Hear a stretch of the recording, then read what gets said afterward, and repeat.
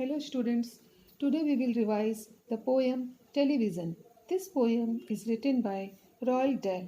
He is one of the most prolific modern writers in English and is well known as children's author.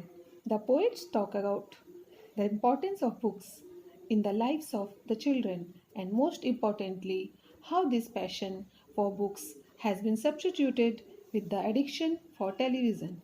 The poet says that the most important thing that the people have learned about children is they must never be let near television. In fact, he thinks the best thing would be not to install the idiotic thing at all. He says that in almost every house he has seen children staring at the television with open mouth, as if they were hypnotized by it. Children lie around lazily, gazing at the television, entranced by the content in it. Moreover, this content is not even educative. It is just rubbish, something that would serve no purpose for these children. He indulges in a bit of exaggeration, which is amusing when he says, once he saw a dozen eyeballs on the ground when he went to someone's place. Later on, he describes the possible reasons for the parents' approval of this ghastly affair.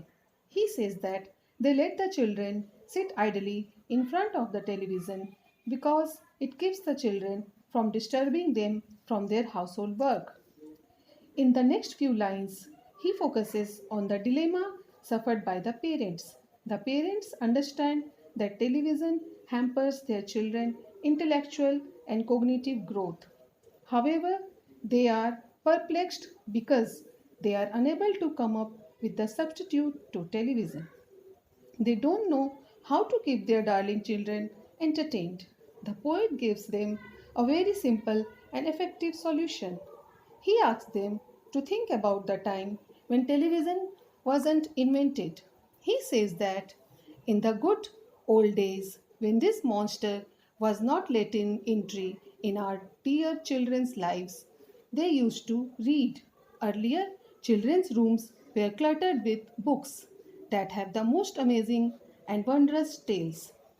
He implores the parents to think of the catastrophic effects that television has on the young ones. He says that watching television makes their brain unimaginative and incapable of thinking. They are reduced to being the consumer of ideas rather than being the inventors. Thus, he finally pleads with the parents to throw their television sets away and set up bookshelves in their place. He hankers with the old days when life was simpler and men would enjoy little pleasures.